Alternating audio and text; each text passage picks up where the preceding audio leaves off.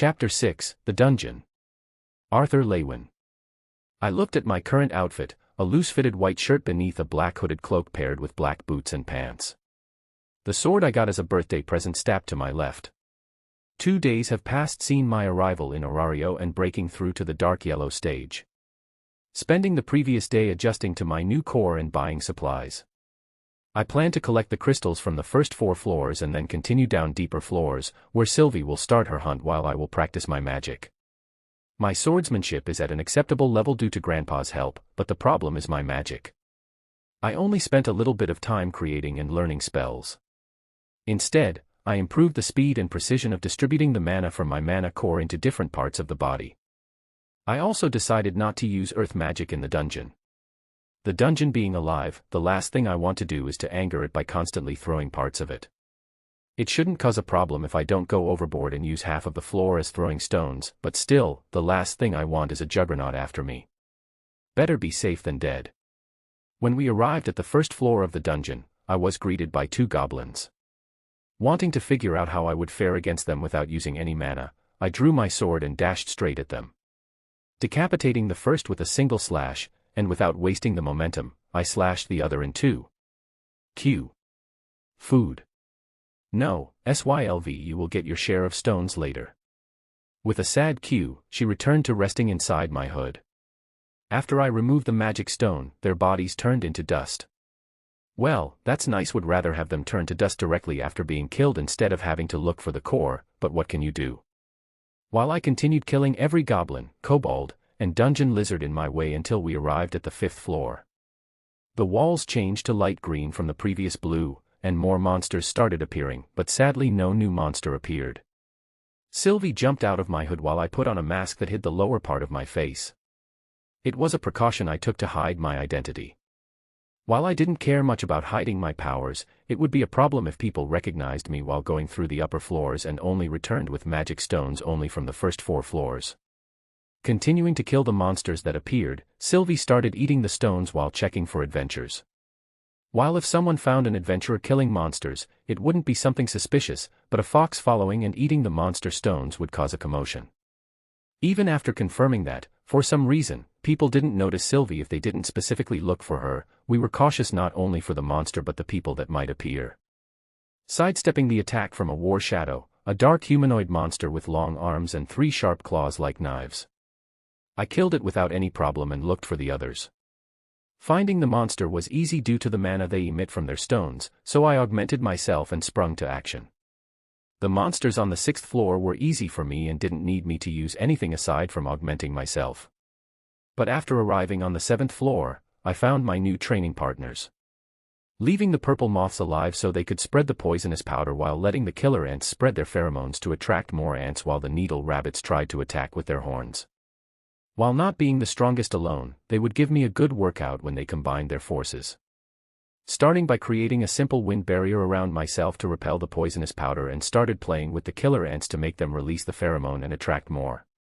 This continued for about 20 minutes before I was swarmed by so many killer ants I couldn't stop for even a second without being attacked again. Wounds started to appear on my body because I wasn't fast enough to react, but I was happy. This was the perfect opportunity to learn a new spell. Having unlocked the lighting deviant recently, I wasn't the best at controlling it yet, but what better place to learn than a fight? Ignoring the pain from the wounds, I started to channel a small amount of lighting mana through my nerves. Not seeing any change, I increased the amount, and my vision became more precise. Seeing as the spell worked as it should, I decided to know the limit I could push it to. After 20 minutes of increasing the lighting mana every few minutes until my reaction speed reached the lowest it could. Now that I recreated Thunderclap Impious, I could end this. Augmenting my body again, I started killing the killer ants and needle rabbits faster while Sylvie killed the purple moths. That was a good workout, right, SYLV? I said while stretching. Q. Only you could call being attacked by tons of monsters a good workout, Papa. She said while looking at me with a deadpan expression. Come on, SYLV, it wasn't that bad. I only got a few scratches. She looked at me, probably thinking about something before her eyes widened. Q. Papa, are you maybe a maso? No. I stopped her before she could even finish her sentence. I wasn't like him. This was training, yes, just training, nothing else. Q. They always say that, and the next second you find yourself taking a dip in lava. Ignoring her comment, I walked toward the next floor. Third POV. Unknown to Arthur and Sylvie, a shadow followed them from the moment they entered the dungeon. While nothing happened during their stay on the first floor, it changed after entering the fifth floor.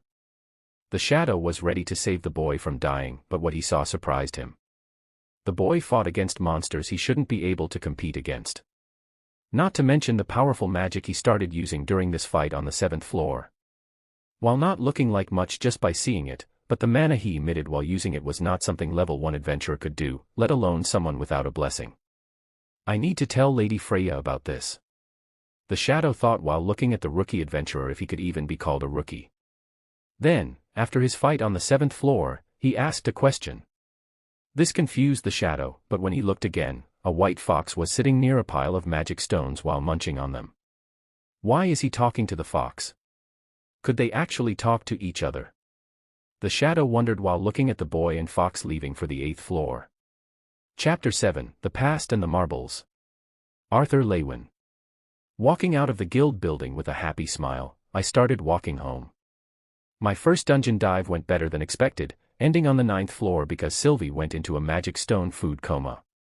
Having recreated Thunderclap Impule and Absolute Zero, I decided it was time to create my own spells. But I'm scared for my wallet. Yes, wallet. Most of the spells will involve me using a sword in some way. Therefore, I need to buy a dummy sword to keep my current one from breaking due to a failed spell. Selling enough magic stones to earn 1.500 Valis. Adding the remaining Valis I got from Grandpa, I have 13.750 Valis in total. It should be enough to buy at least one sword. Not knowing where to find a cheap sword that won't break easily, I decided to ask Uncle Vince. Arriving at the apartment, I used my key and left Sylvie in my room before walking into the living room. Oh, Arthur, you returned. How was your first dive? Yeah, thanks to Grandpa's training, the first floors were not that difficult. I only got a few scratches, nothing that a potion won't fix. He observed me for a while before answering with a sad smile. It seems so. Actually, I wanted to ask you where I could buy armor and replacement swords for a good price. He started thinking about it before answering. If you go south from where we met yesterday, you will find a shop named the Married Blades. The owner is an old friend, so if you tell him I sent you and give him this, you should be able to get a sword without paying much. He threw what looked like a simple half-transparent marble. I didn't understand how a marble would help me, but I didn't ask questions. Before leaving, I took a quick wash and changed my clothes not to stand out by walking around with tattered clothes and monster blood. Vince. I was sitting on the couch, reminiscing about the past. After Zald's death last year, I became the sole surviving member of the Zeus familia. When our familia was disbanded, I retired, settled with the woman I loved, and married her the following year. Becoming a merchant wasn't planned, but it worked out, so I can't complain. Taking products from Orario and selling them in the villages outside was a relaxing job compared to the deadly dungeon. One day when I was in a small farming village a few hours from Orario, a boy came to me, and like any other kid, he wanted to hear stories about adventurers fighting monsters in the dungeon. Reminding me of my past self, I told him different stories of our past adventurers and some news of this day's adventurers. This continued every time I stopped at that village, but one day he came with his grandpa. Even if 15 years had passed and he looked like a simple farmer, we recognized each other instantly. To think, after 15 years, I would find the perverted Zeus settled down while taking care of 2 kids. We talked a few times after that, and when Arthur decided to become an adventurer, Zeus asked me to help him while he was in Orario. Not seeing a problem with it, I agreed. My thoughts were broken when I saw Arthur enter the living room. Oh, Arthur, you returned. How was your first dive? Yeah, thanks to Grandpa's training, the first floors weren't that difficult. I only got a few scratches, nothing that a potion won't fix. I couldn't stop myself from showing a small smile. If the Zeus familia still existed, he would fit perfectly with us. Returning from his first dungeon dive with wounds and just shrugging it off. If I didn't get a good look at him, I would believe he only went to the first floors, but the slight remains of poisonous powder told me otherwise. What kind of monster did you rise now, Zeus? Arthur Leywin. Opening the door to the married blades, I stepped inside the store, and rows of weapons greeted me. Not seeing anyone near the counter, I decided to look around. Ignoring the other types of weapons, I looked at the swords. Great swords, claymores, long swords, rapiers, katanas, and many more that I didn't know the names of. But what worried me was that they didn't look cheap. At the current pace I earn money, it would take months, if not years, to afford one of those weapons. I asked for something cheap, not this Uncle Vince. What are you doing here, brat? This isn't a place for kids, so go back to your mom. Looking in the direction where the voice came from, there I saw a man standing while looking at me with an annoyed look. He looked to be in his late 30s with short white hair swept backward, gray eyes, and tanned skin. He wore an apron covering his shoulders, chest and extended to his knees. Under that, he had a simple white shirt matched with black pants and shoes. I'm here to buy a sword, sir. Uncle Vince told me you were his old friend. He gave me this. Give me this. Snatching the marble from my hand, he turned around and started leaving. Wait. What about my sword? I asked, not understanding why he would snatch the marble from my hand and leave. Just take the one you like, and don't bother me anymore, brat. I wanted to ask what his problem was, but hearing him cackling about marbles from the other side of the wall made me want to take the first best sword and leave. Making a mental note never to ask Uncle Vince for anything again. That man will hunt me in my nightmares tonight. Seriously, how did Uncle Vince even meet that guy? I was worried he would jump me for more marbles. What's the deal with them anyway? After testing multiple swords, I ended with a straight, single-edged Japanese sword. It had a black scabbard with a matching hilt and was perfect for stabbing or slashing. Chapter 8, Rivera. Arthur Leywin. 3 months have passed since my arrival in Orario. I created new spells ranging from defensive to offensive, with my favorite being Frost Armor, a spell that encased my body in layers of ice, providing me with a boost in defense and speed. Nerve Fracture. I got the idea to create this spell after overusing Thunderclap Impulse. The spell sends lighting magic into a target's nervous system to paralyze them. Mana Sword. With this spell, I can shape elemental mana and form a sword made from the element. Those spells were also the more advanced ones, with the others being just simple ones, like where I release elemental mana as a slash from my sword. Other things that happened during this time were Bet and Ace became level 4 adventurers, and Ina and Misha joined the guild. When we met at the guild, I wanted to introduce myself to the person that will be my sister's advisor in the future, and we talked for a bit. Unlike the attitude she will have in the future, she was excited to work at the guild, but that will change in the future. My reminiscing was cut short by a loud roar from the Minotaur I was fighting. The Minotaur was a cowhead humanoid monster. Despite having slow and simple movements, it is one of the strongest monsters in the middle floors. Killing it with my fire-infused sword, I picked up its magic stone and threw it to the pile of magic stones Sylvie was sitting on. You know, SYLV, even if I'm strong enough to fight them, you could do something instead of just sitting there. Q. But wouldn't I interrupt your training? She said while picking up another stone and started munching on it. Sylvie has also grown over this time. Her draconic form was around 8 meters long. Her scales were obsidian with black pitch-black bladed feathers, and the 2 horns that she had were now sharper and even more menacing than before.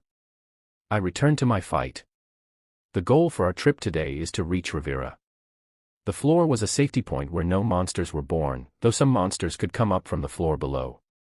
Arriving at the 18th floor, what greeted us was a floor filled with crystals and nature. Large forests and lakes covered the floor. The exceptionally high ceiling is filled with brilliant shining crystals of 2 colors, white crystals in the center that resemble the sun and blue crystals surrounding it that resemble the sky. It's hard to believe something like this could be found in a dungeon that wants to kill you at every corner. Finding a lake, we decided to set up camp here. Our goal is to rest the night here and continue down to the 19th floor tomorrow. Leaving my backpack on the ground, I sat down in a meditative position and started working on a new spell. While having a mask and my hood up should be enough to prevent people from finding my identity, it won't be enough. That's why I decided to learn illusion magic. I only know that to use it, you need to combine wind and sound magic. The rest I need to figure out on my own. Starting by releasing some wind mana and sound mana toward my backpack. The two types of mana began to swirl together for a bit before dispersing. So just releasing mana won't work. What if I try to combine them inside my core before releasing them?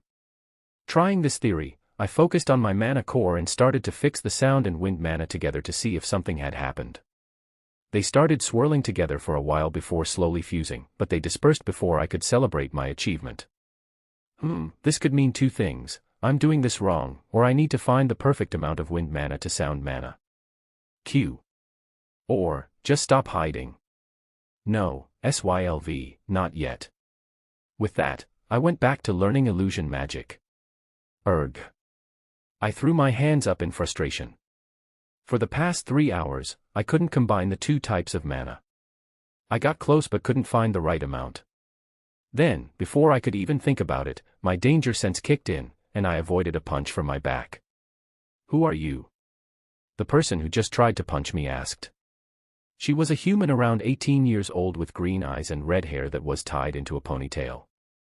Her hand ready to draw the rapier, which she kept at her waist. I was just resting here, BEF. Before I could even explain myself, she attacked me. "If you're gonna lie, try something believable." With a quick motion, I redirected the strike and started observing my surroundings. What greeted me was the sight of 10 other women with wet hair watching me, ready to attack if something happened to the woman I presumed was their leader. Looking at their appearance, I understood why this was happening. They didn't see me before and assumed I was trying to peek at them. I arrived here a few hours ago and didn't notice anyone. I will leave, so let's not fight. She looked at me for what seemed like an eternity before answering. "Fine, I'll believe you this time, but if I see you try to peek, we will beat you up." While this wasn't my fault, and I should be able to fight them off, it would become a bigger commotion later, so with a nod, I took my stuff while sensing for a possible attack. Finding a new place, I started the process of creating illusion magic. But this time, it wasn't to disguise me but to hide. While I didn't recognize most people, there was one of them whom I did. She was an elf with sky blue eyes and golden blonde hair. Remembering the timeline of this world, I assumed this was the Astrea Familia, and this possibly being the expedition that ended with their death. Having broken through to solid yellow a while ago, I should be able to help them survive but especially kill Jura. After spending the whole night, I succeeded in creating it. While I surrounded myself in the illusion, I became practically invisible, and with the help of Mirage Walk hiding my mana signature, you won't find me. Chapter 9, Sensing them already fighting, I prepared myself by replenishing my core to have the best chance of winning the upcoming fight. When I came close enough to see them, the Rudra Familia had already failed their attempt to kill the Astrea Familia, but as they were about to attack again, the dungeon began to wail, creating the juggernaut to get rid of the adventurers there. With speed I could barely follow, it went straight for a brown-haired girl from the Astrea Familia, swinging its razor-sharp claw to split the poor girl in half, but before it could happen, the world froze for everyone but myself and the girl. Having activated Static Void, an ability the Acquire phase allows me to use, I ran toward the girl and brought her a safe distance away before releasing it. Seeing its prey gone, the juggernaut started looking around, clearly angry. Thankfully the next target it found wasn't me or the Astrea Familia but the idiots that started this. Having some time now, I looked around, seeing the Astrea Familia on guard from the juggernaut while the girl I saved finally registered everything that happened. You are the kid from yesterday," she said while looking at me, still scared from nearly dying. "Later," I said in a low voice while looking at the rest of her familia as they ran towards us, and before they could say anything, I continued loud enough for them to hear. "Listen here, this monster is powerful, and if we don't work together, we all will die." I continued, not knowing if they would trust a stranger or abandon me, but hey, saving one of their members should help. It has tremendous strength and speed with razor-sharp claws and armor that can reflect magic. However, it has poor defenses against physical attacks. I have a plan to defeat it, but I need your help. Not having the time to talk with each other due to the monster, they agreed, so I told them the plan. The plan was simple: I would attract the juggernaut so it would go after me while they would prepare for a surprise attack from different sides. Having decided everything, I started to run away from them, and when I was far enough, I looked at it. This could be my last battle. Taking a long breath, I prepared myself. Then, conjuring a simple fireball, I shot it at the monster. It snapped its head in my direction and looked at me. The moment its eyes looked at me, my body was filled with fear surpassing any other monster I had faced before. I started dodging its attacks by augmenting myself as much as possible and surrounding myself with wind mana. This continued for a while before the Astrea Familia found an opening and attacked it, cutting off one of its legs. The beast let out a pained roar while swiping its claws at the black Caereta Amazonas that cut off its leg, splitting her in two. Shit. Cursing out aloud, I started calculating the options I had left. Should I try to run away? I bit my lip in frustration. I couldn't run now. The only option was to use it. Taking a deep breath, I searched deep within my mana core for my beast will. Releasing it, I saw met with a suffocating amount of energy. My body was surrounded by an aura of different colors, and with that, I said the only thing I could. Phase 2, Dragon's Awakening. Golden runes ran down my arms and back with a burning sensation while my hair grew longer. Activating Thunderclap Impulse, black lightning started to coil around my body as I dodged the Juggernaut's attack effortlessly. A white fire ignited around my hands, freezing the moisture around it as I absorbed the water mana into my body. The Juggernaut was preparing to make another attack as its armor became rapidly encased in ice. Then, sending the black lightning that surrounded me straight at the monster, its armor cracked. Surrounding my sword with everything I could, it started to shine with different colors as fire, ice, earth, and wind swirled around it. My body was already in bad condition, but I augmented myself even further. With that, I charged at the beast, and with one thrust, I lodged my sword inside the beast. Letting the mana run rampant inside the beast's body, it shattered into many pieces, which turned into ash. As the second phase wore off, I coughed a mouthful of blood as my consciousness faded. The last thing I heard was the distant voices of the Astrea Familia. Chapter 10, Goddess Astrea. Arthur Leywin. Opening my eyes, what greeted me was the clear blue sky. The last thing I remember was killing the Juggernaut, so why am I here? Looking at my surroundings, I could only see a vast wasteland stretching as far as my eyes could see. Did the Astrea Familia dump me here and leave? Throwing this idea away, I raised myself to my legs and started walking to see if I could find something or someone. I don't even know why I decided to help them. It was just when I thought about Ryu and what she would do something made me help them. SYLV, are you there? Getting no response, I got worried. Did something happen to her?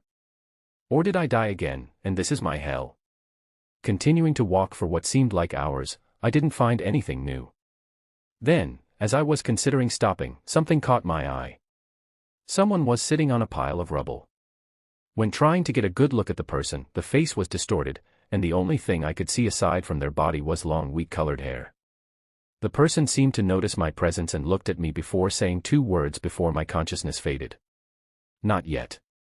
I opened my eyes, and this time what greeted me was not the sky but a white ceiling and a lot of pain. Was that a dream? But who was that person? Could he be? Sitting up, I saw Sylvie sleeping near my legs. The room we were in was a simple one with a bed, a bedside table, and 2 bookshelves filled with books. The door opened as the same red-haired girl that attacked me in Rivera walked in with bandages in her hand. Seeing me awake, she let out a surprised yelp before recomposing herself. "You're awake!" She shouted loud enough for everyone to hear, and not long after, more people started crowding the small room. Feeling slightly uncomfortable from all the eyes on me, I decided to speak out. "Yes, although I still feel the pain from the battle, I'm all right, and thank you for not leaving me there after I passed out." "No, you don't need to thank us. More people would have died that day if it wasn't for your help," she said with a sad look while clenching her hands. "That's right, I forget the Amazons that the Juggernaut killed. 1 death over 10 is still better, but I couldn't feel bad.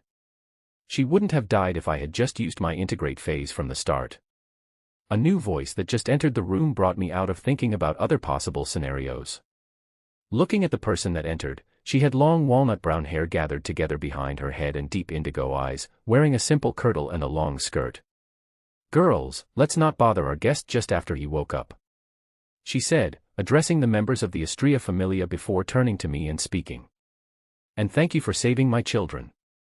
I don't know what would happen if you weren't there, she said with a slight bow. Deducing she was Astrea because of the children's comment, I said. I did just what everybody would do, so you don't need to bow, goddess. Stopping before saying her name. It wasn't like people knew how all the gods looked, so it could be suspicious if I knew her. Hearing me stop before saying her name, she introduced herself. I'm Astrea, the head of this familia. As I said, I did just what everybody would do, so you don't need to bow, goddess Astrea. Nodding, she observed me for a while before speaking again. I would want to talk to you about the incident, but you should rest for now. With that, she left me alone with Sylvie, and not long after, sleep overtook me. Having woken the next day, I went to Astrea's office, where I was sitting, sipping on my tea with Astrea on the opposite side of the table separating us. The silence was broken by Astrea. I reported the incident directly to Arenas. She stopped for a second before continuing. The monster that attacked you was a special monster the dungeon sends as a protection mechanism when the dungeon is damaged too much, so he ordered us to keep this incident secret. Knowing this already, it didn't surprise me, but there was something that worried me. Did you tell him about me? I asked, hoping she didn't. We didn't know your name then, but I told him about your appearance. Great, so now the strongest god in Orario knows how I look and what I'm capable of. Now I'm probably gonna be stalked by a living skeleton everywhere I go. What's next? The Juggernaut returning as a Xenos wanting to fight me again. I see. I told her. Me being bandaged made it obvious they knew I didn't have a blessing, and Arenas wouldn't have a problem finding who I was. Well, I was already strong enough to take care of myself if a god sent his familiar after me. But that didn't mean I would just show everyone it just yet. Let's hope they keep it to themselves.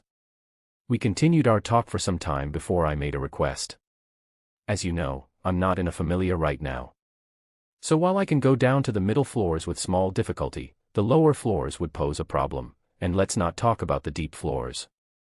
Looking at her reaction to see what she thought, I was met with a peaceful expression, so I continued. That's why I request you to let me join your children on their expeditions.